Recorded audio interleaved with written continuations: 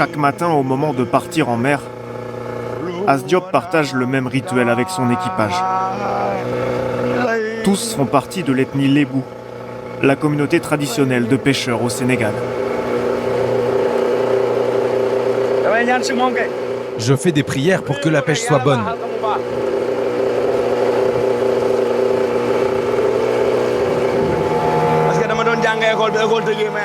Quand j'étais petit, je partais à la pêche avec mes grands frères pendant les vacances. On allait en mer ensemble. Et à la rentrée, je retournais à l'école.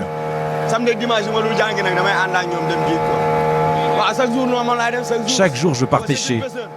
Quand tu es pêcheur, il n'y a pas de samedi ni de dimanche. C'est tous les jours. Tous les jours.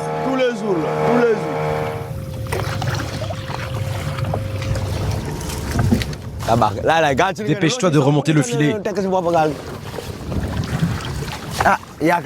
Espérons que la pêche soit bonne.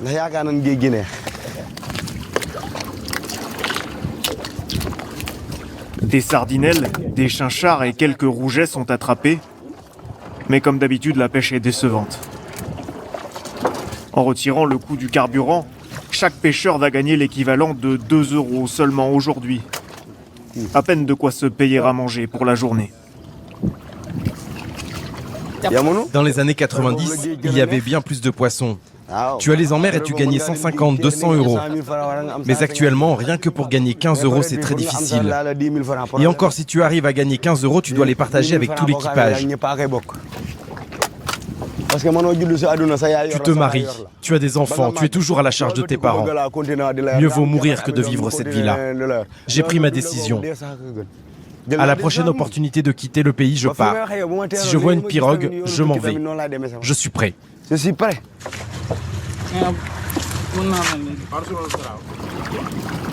Le Sénégal est pourtant le deuxième producteur de poissons d'Afrique de l'Ouest, avec des eaux réputées parmi les plus poissonneuses au monde. Mais aujourd'hui, les pêcheurs artisanaux souffrent à cause de la concurrence de chalutiers européens et chinois. Bon nombre d'entre eux, comme As, n'ont qu'une idée en tête: rejoindre clandestinement l'archipel espagnol des îles Canaries, la porte d'entrée de l'Europe la plus proche du Sénégal, 1500 km plus au nord. 6 jours de navigation dans le meilleur des cas, sur l'une des routes migratoires les plus dangereuses au monde. On n'a pas mangé, on n'a pas à boire, ni rien. Les embarcations, souvent surchargées, voguent en haute mer pour éviter les gardes-côtes. Elles bravent le mauvais temps, risquent la panne moteur ou le naufrage et traversent une zone géographique dépourvue de tout service de secours. Malgré ces dangers, plus de 30 700 migrants sont arrivés aux Canaries cette année. Un record. Tous rêvent d'une vie meilleure en Europe.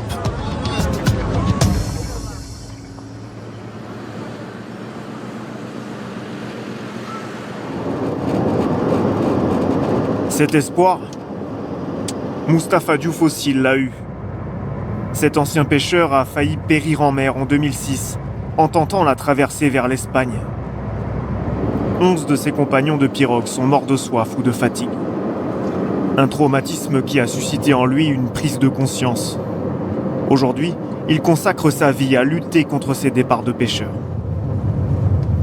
On m'a signalé qu'il y a un départ, un pirogue, chez des jeunes pêcheurs.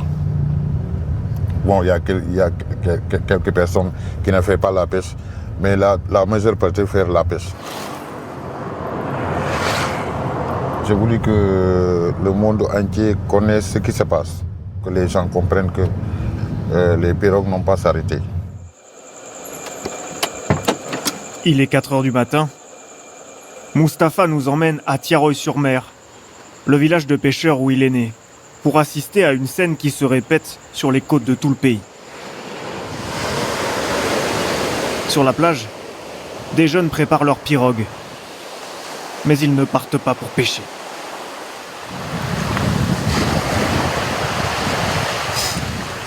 Les candidats à la migration, ils vont partir sur le grand pirogue pour partir vers les Canaries. Mais les gens le connaissent très bien, les gens le savent très bien. Tout le monde le sait. Beaucoup de gens viennent ici payer leur argent pour partir aux îles du Canaries parce que c'est un point de départ.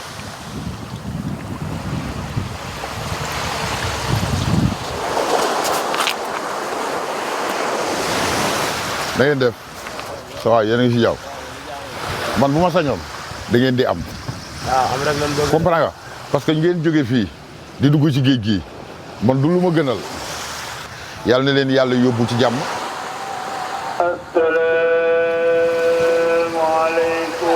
Ces petits équipages discrets partent chercher des migrants sur plusieurs plages des environs et embarqueront ensuite dans une grande pirogue, comme celle-ci. Alors que le jour commence à se lever, une quarantaine de personnes montent à bord. Parmi eux, plusieurs pêcheurs, mais aussi des hommes avec des sacs à dos et plusieurs enfants. Ils emportent des sacs de riz et des bidons d'eau. Ce qui l'attend, on le sait très bien, c'est le danger. Parce que ça ne va pas dire que si tu prends un pirogue, tu arriveras aux îles des Canaries. Il y a la tempête. Tu peux disparaître, tu peux mourir. C'est la suicide pour moi, c'est la suicide. Il faut arrêter ça. Cette pirogue est arrivée aux îles Canaries 6 jours plus tard, avec tous ses passagers sains et saufs.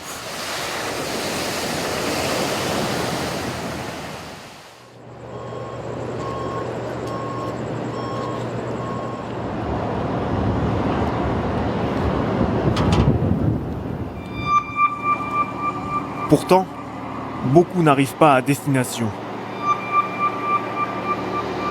Ce patrouilleur de la marine sénégalaise rentre au port de Dakar avec 416 migrants à bord. Il a intercepté 2 pirogues surchargées.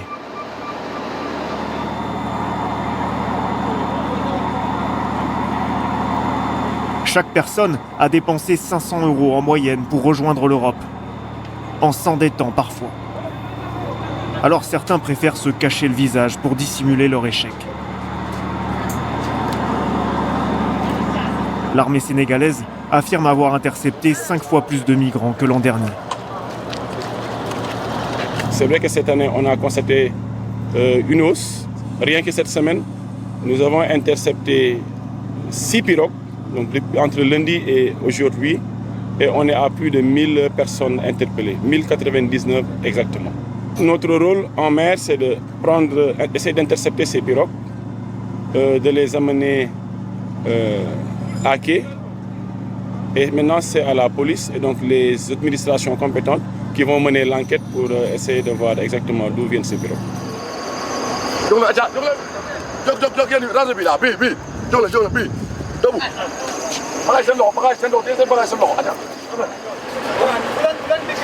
Les policiers vont auditionner ces candidats à l'émigration au commissariat pour déterminer qui sont les organisateurs. Les simples passagers, considérés comme des victimes par les autorités, seront relâchés le soir même.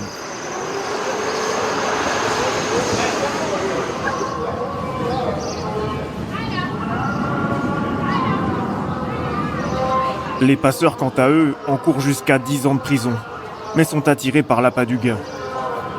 Au Sénégal, ce sont les pêcheurs qui gèrent le trafic de migrants, en petits réseaux informels. C'est le cas de cet homme d'une quarantaine d'années qui nous a donné rendez-vous sur un toit, à l'abri des regards. Il accepte de parler uniquement sous couvert d'anonymat, car il a déjà envoyé 2 pirogues de 90 migrants vers les Canaries. Une opportunité, selon lui, de compléter ses revenus. Le rendement de la pêche diminue de plus en plus. On ne trouve presque plus rien. Le matin, tes enfants sont là, tu n'as rien à leur donner pour qu'ils mangent, tu n'y arrives pas. C'est très difficile pour nous.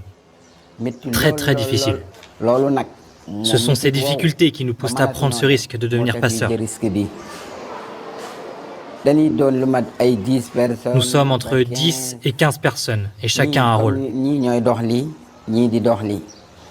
Je m'occupe d'acheter la pirogue. Lorsque j'ai trouvé une pirogue, je cherche un moteur. Un autre s'occupe d'acheter du carburant. Un autre des réserves de nourriture jusqu'à ce que tout soit réuni. Je peux demander à un de mes gars de ramener 40 clients. Et à un autre de ramener 25 clients, par exemple.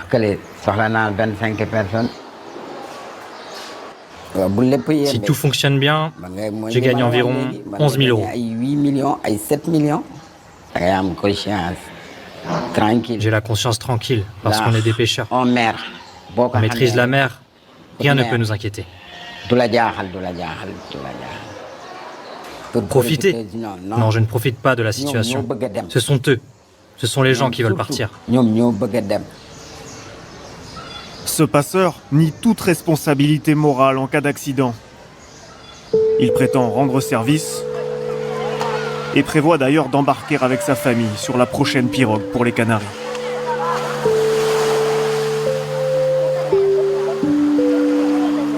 Il y a encore une dizaine d'années, 1 personne sur 5 vivait de la pêche artisanale au Sénégal.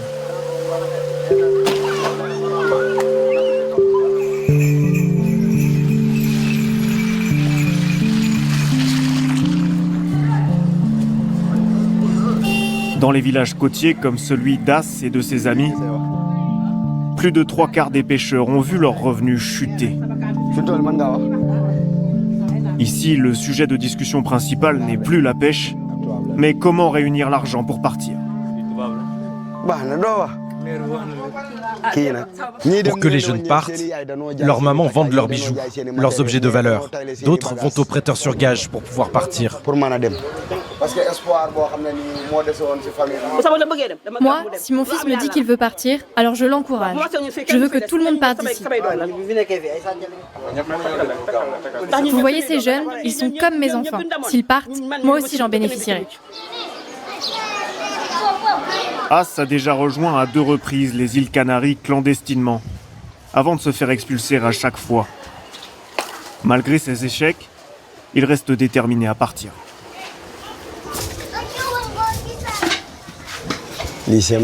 Voilà, ici c'est chez moi. Lui c'est Moustapha. Lui c'est Mustapha, c'est mon fils. Voici ma femme. Et elle c'est ma fille, Awa. C'est bientôt l'heure du déjeuner. Au menu ce midi, riz sauce tomate. Ironie du sort, cette famille de pêcheurs n'a pas de quoi s'acheter de poisson. Tu ne peux pas être un lébou, maîtriser la mer, pêcher et vendre des poissons, et te retrouver maintenant sans poisson pour manger. C'est une honte. C'est une honte. Dans les familles, personne ne parle du jour du départ, par superstition. Comme lors de ses dernières tentatives, As ne préviendra pas sa femme. Il ne nous avertira pas. Tu n'es au courant qu'au petit matin. Tu poses des questions et on te dit qu'une pirogue est partie. Et tu te rends compte qu'il a embarqué dedans. La dernière fois, on s'est levé un beau jour et on nous a dit qu'ils étaient partis. On n'y peut rien.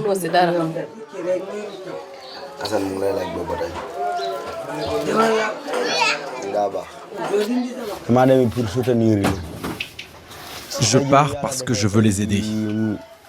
Si je réussis à aller en Espagne, que je trouve un travail et que je gagne de l'argent, j'enverrai mes enfants dans les bonnes écoles à l'étranger. Je veux qu'ils aient un avenir meilleur. C'est ça mon rêve. Donc les laisser ici pour partir travailler, ce n'est pas une honte. Je le fais pour eux.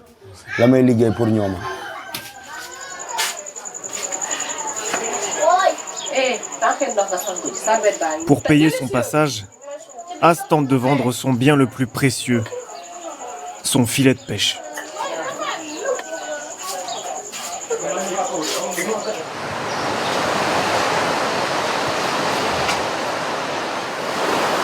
Pour comprendre pourquoi il y a de moins en moins de poissons dans les eaux sénégalaises, il faut suivre Abdoulaye Ndiaye, le responsable de la campagne Océan de l'ONG Greenpeace. Voilà, c'est bon. On y va. Il dénonce les accords de pêche entre l'Union européenne et le Sénégal, coupable selon lui d'une concurrence déloyale envers les pêcheurs artisanaux.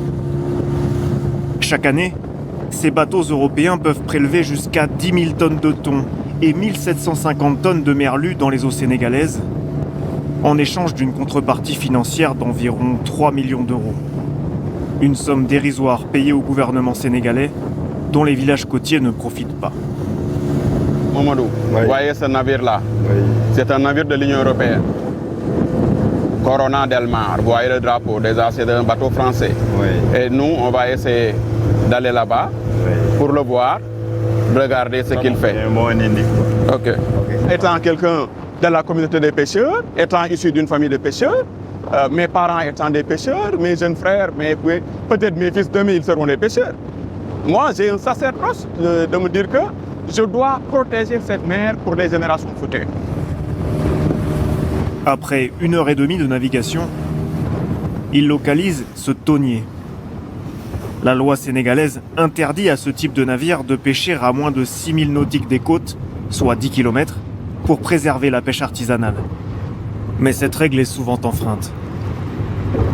Ce qu'il faut, c'est d'avoir l'image de ce navire qui soit ensemble avec ses relevés GPS. Donc dès que tu as ça, tu prends la photo comme ça et rac. Personne ne pourra dire que le bateau n'a pas été là.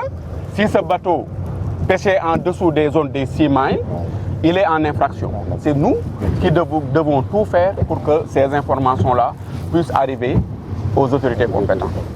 Ce chalutier français n'est pas en train de pêcher. Il n'y a donc rien d'illégal. Les militants de Greenpeace n'enverront pas leurs photos aux autorités cette fois. Mais ils trouvent tout de même sa position proche des côtes suspecte.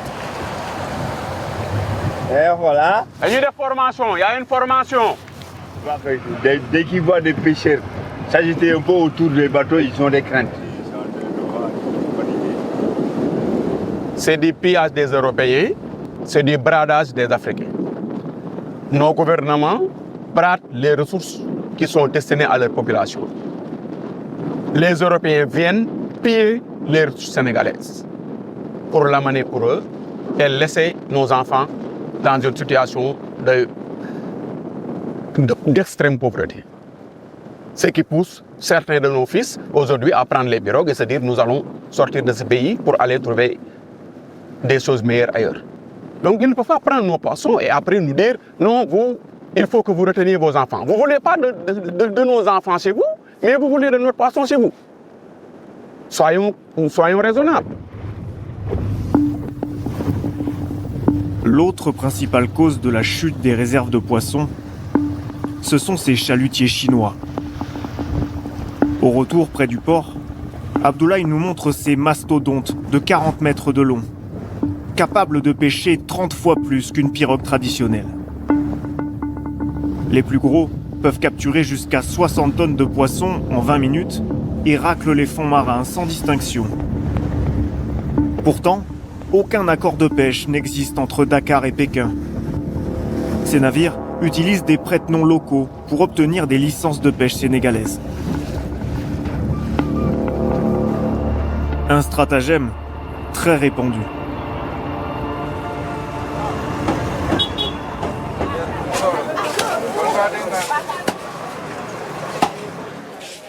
Dans son bureau, Abdoulaye Ndiaye dispose d'un document officiel qui illustre ce manque de transparence. Il s'agit d'une licence de pêche attribuée le 18 juillet dernier à un chalutier chinois. Le ministre de tutelle s'était pourtant publiquement engagé à ne plus attribuer ce type d'autorisation. Mais ce document a fuité. C'est une licence d'un nom complètement chinoise. Ce bateau a demandé une licence sur une pêcherie qui est surexploitée. C'est pourquoi je dis que la responsabilité principale, c'est de la responsabilité de l'État du Sénégal. C'est à eux de se dire, nous devons gérer durablement ces pêcheries, nous ne devons pas donner des licences n'importe comment. Greenpeace ainsi que toutes les autres organisations de pêche du Sénégal, depuis plus de 5 ans, demandent à l'État du Sénégal de publier le listing des navires de pêche industriels autorisés à pêcher au Sénégal. Le Sénégal ne l'a jamais publié.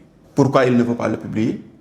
parce qu'il ne veut pas que les gens découvrent le nombre de bateaux qu'elle a fait entrer dans cette pêcherie. Est-ce qu'il y a corruption ou non? Je ne saurais le dire. Je ne suis pas dans le secret de ce qui signe et de ce qui ne signe pas. Mais ce qui est sûr, c'est qu'il y a un bradage des ressources halieutiques sénégalais, que ce soit dans le cadre des accords, que ce soit dans le cadre des licences. Au Sénégal, le sujet est sensible. Malgré nos relances, ni le ministère de la Pêche sénégalais, ni la délégation de l'Union européenne dans le pays n'ont donné suite à nos demandes d'interview.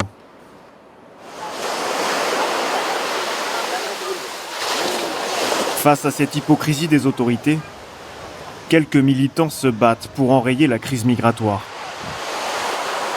C'est le cas de Moustapha Diouf, qui nous avait montré un départ de pirogue clandestine. Chaque jour, il parcourt les plages pour tenter de convaincre la jeunesse de rester au Sénégal. Je connais tous ces jeunes qui sont ici. Bientôt, ils auront 30 ans, 18 ans. Ils vont marier. Ils vont construire des maisons, vouloir construire des maisons. Ils vont fonder des familles. Si tous les jeunes prennent des pirogues, partir aux îles du Canaries, mais qu'est-ce qui reste ici pour développer le Sénégal? Qui restera? Qui restera dans le pays pour développer le Sénégal?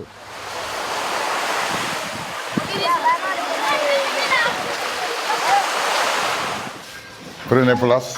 Venez les gars. Moustapha a créé une association qui propose à ces jeunes des formations gratuites. Vraiment, on est très content de vous voir. Qui pense de partir faire l'immigration en Europe? Vous pouvez lever leurs mains. Le Sénégal a besoin de toi. On peut rester ici, travailler ici. On peut rester ici, réussir ici. On peut rester ici, faire quelque chose. Bienvenue chez Africa Food Industry, votre partenaire de confiance pour une alimentation saine et de qualité. Situé au Cameroun, en périphérie de Yaoundé, notre site de production en pleine nature est dédié à l'élevage, à la production et à la transformation responsable des poissons les plus frais. Chez Africa Food Industry, nous élevons et transformons une variété de poissons, notamment le silure, la carpe et le tilapia, dans le respect de l'environnement et du bien-être animal. Nos processus d'élevage rigoureux garantissent que chaque poisson est traité avec le plus grand soin, du moment de la capture à son arrivée sur votre table. Découvrez notre large gamme de produits finis, des filets de poissons frais aux délicieuses conserves de carpe de silure et de tilapia, prêts à satisfaire les palais les plus exigeants. Pour des produits de qualité supérieure, faites confiance à Africa Food Industry. Contactez-nous dès aujourd'hui pour en savoir plus. Africa Food Industry, nourrir le monde, une bouchée à la fois.